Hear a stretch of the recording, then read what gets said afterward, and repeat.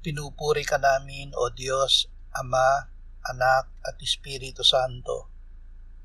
Salamat, Ama, na ibinigay mo sa amin si Jesus na iyong anak, na namatay para sa aming kasalanan, iyong muling binuhay, iniakyat at iniluklok sa iyong kanan sa langit. Salamat na ibinigay mo sa amin ang iyong banal na Espiritu at sa pamamagitan niya ay ibinuhos mo ang iyong pag-ibig sa aming puso.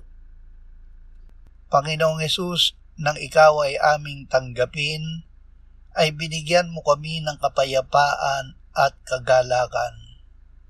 Ipatikim at iparanas mo ito sa amin araw-araw hanggang sa ikaw ay magbalik at kami ay iyong dalhin sa piling ng Diyos magpakailanman.